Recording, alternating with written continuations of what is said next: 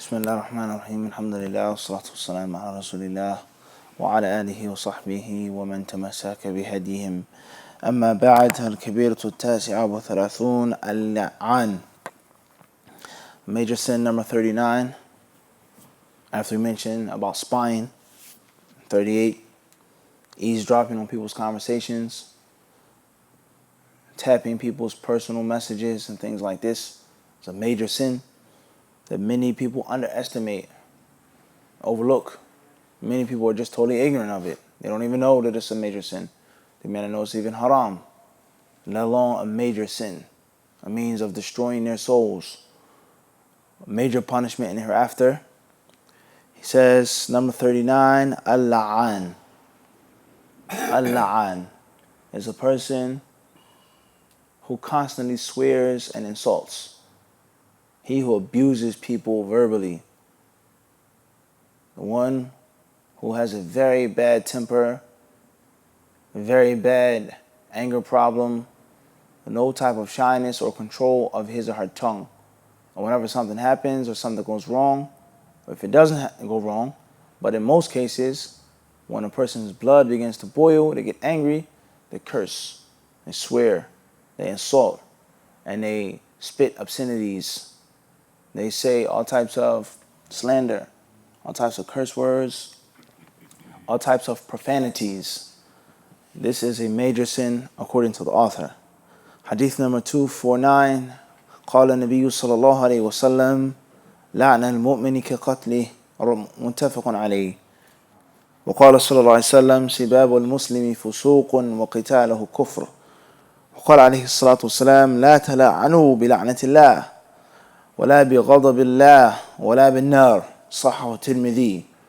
وقال لا يكون اللعانون شفعاء ولا شهداء يوم القيامة. رواه مسلم. وقال صلى الله عليه وسلم لا ينبغي لصديق أن يكون لعانا. وعنه قال ليس المؤمن بالطعان ولا اللعان ولا الفاحش ولا البذيء. حسنه الترمذي. وعنه صلى الله عليه وسلم أنه قال إن العبد إذا لعن شيئا صعدت اللعنة إلى السماء فتغلق أبواب السماء دونها ثم تأخذ يمينا وشمالا فإذا لم تجد مساغا رجعت إلى الذي لعن إن كان أهلا لذلك وإلا رجعت إلى قائلها. رواه أبو داود. First hadith the author mentions, hadith number 249. The Prophet ﷺ says, cursing a believer is like killing a believer. Cursing a Muslim is like killing him. Just think about how often husband and a wife have this problem. A woman complains, I've been married to him for 12 years. We have 5 children, 7 children, 6 children, kada wa kada, and he curses me. He curses me. He curses my mother. He curses my father. He says my family is this, my family is that. Have you not heard this hadith, ya akhi? Have you not heard this hadith, ukhti, sister in Islam? Let alone being ungrateful to your husband. But the concept of it is impermissible to curse a believer. You can't do that. And the Prophet ﷺ tells us about the severe danger of it by saying it's like killing him. And we all know that killing a Muslim, killing a believer unjustly, murder of a believer is a major sin, as we previously took. So this is something that's become widespread upon the people's tongues. Some countries, they say it all of the time like it's a joke. Like they smoke cigarettes and drink spring water. It's just something they just say. Allah curse your house. Allah curse you. Allah curse your parents. It's haram. This hadith clearly proves that it is a major sin. Whereas the Prophet ﷺ compared it to another of the destructive sins. The 7 destructive sins. It says, the Prophet ﷺ also says, Sibabul Muslimi Fusuq. It says, insulting a believer is a means of sin. وَقِتَالُهُ كُفْرٌ. And fighting him is a means of disbelief.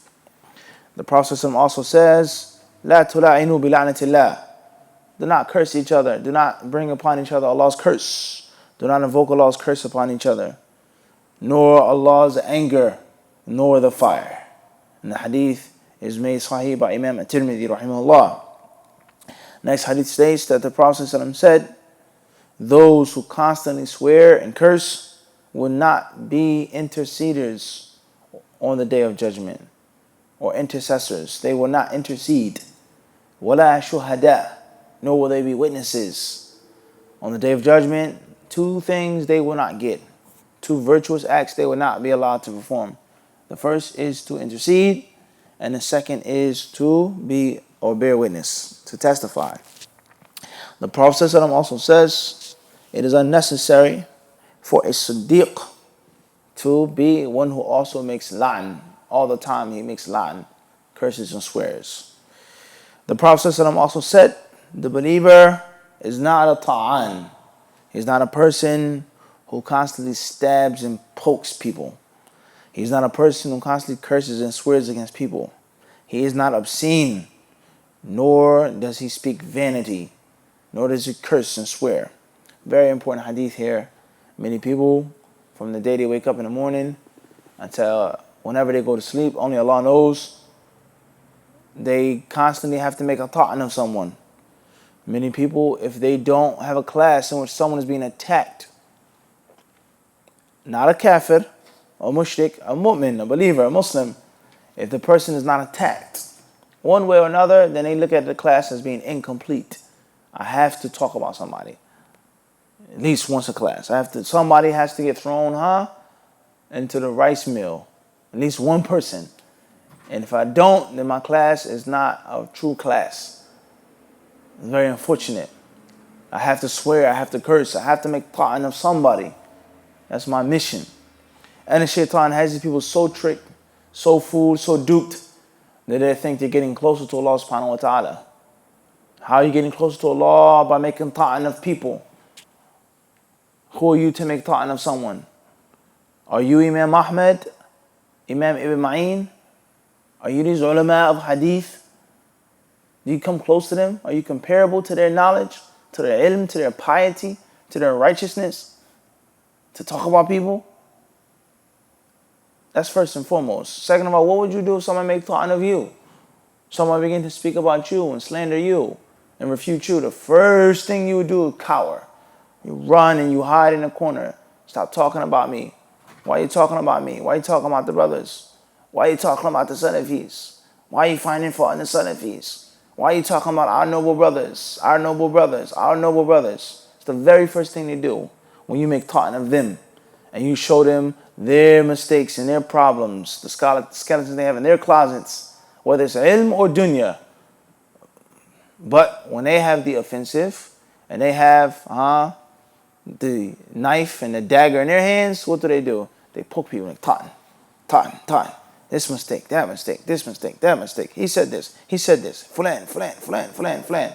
But the moment you throw one punch back at them, they hide and they cover.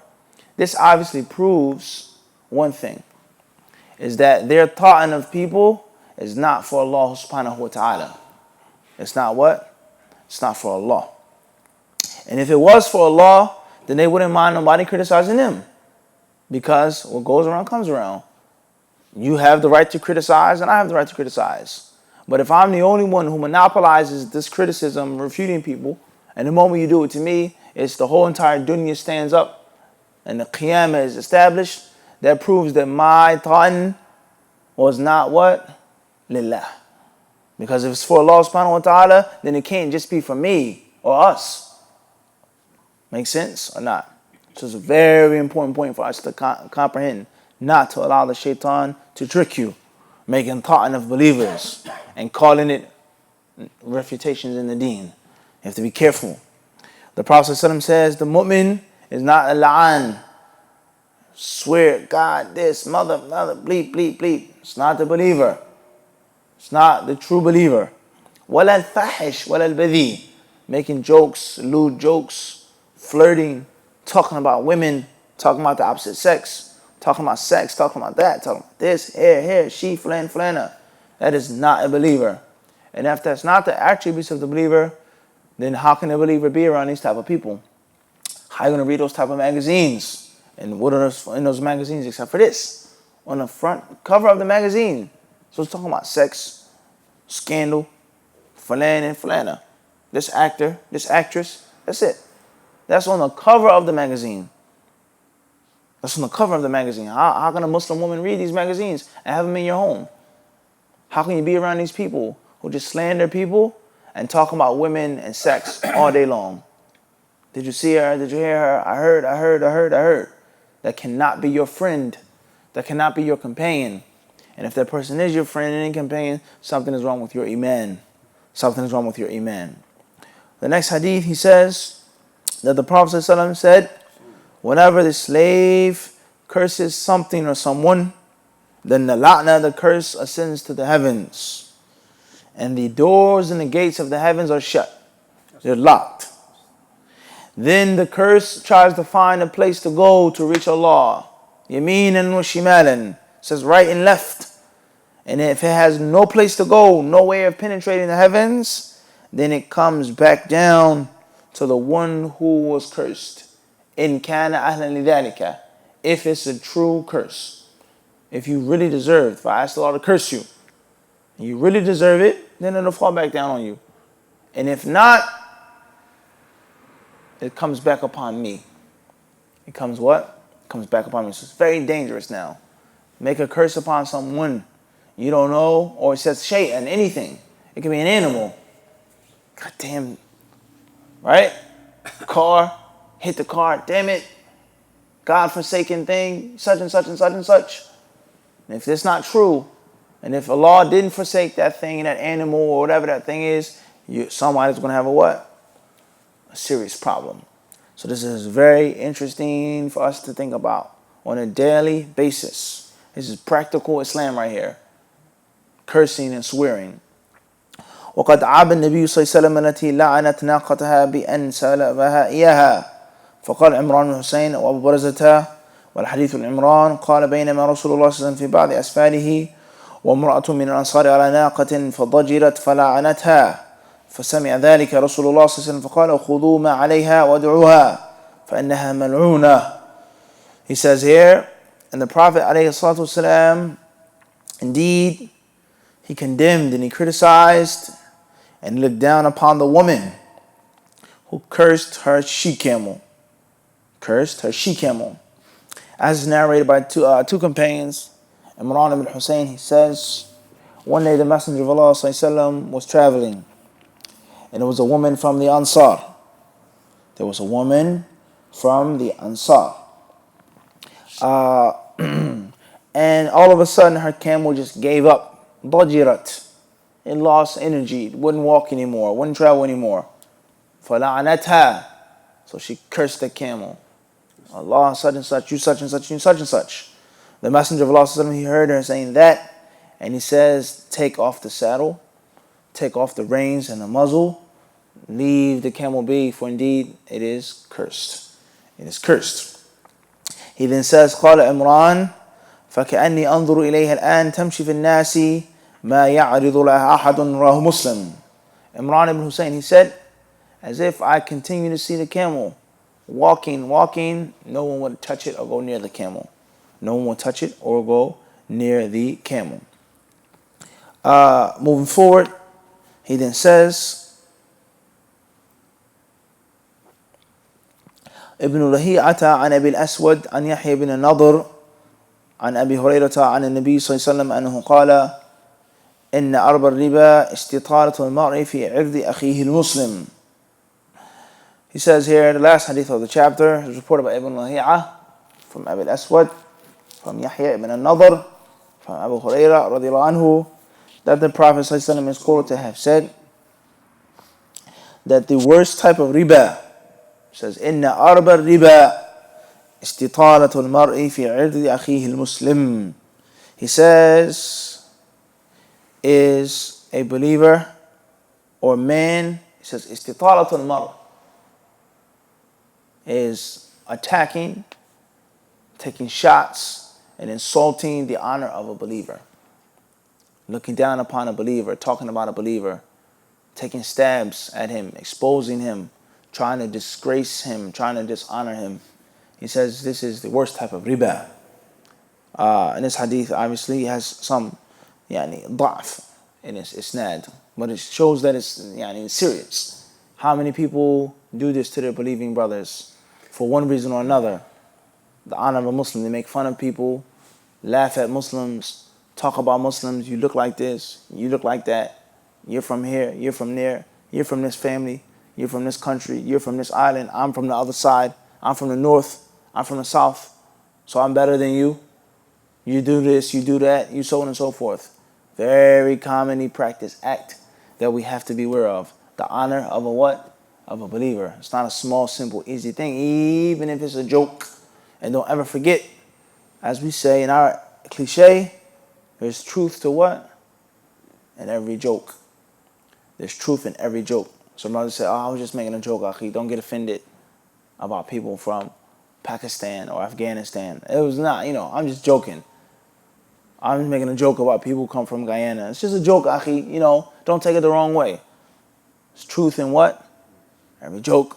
Just making a joke about black people, my best friends are black. It's just a joke, Akhi. Don't take it the wrong way. It's truth in every joke. So you have to be very careful of attacking, slandering, and disgracing your Muslim brother. Anything to do with his honor. Wallahu ta'ala alam.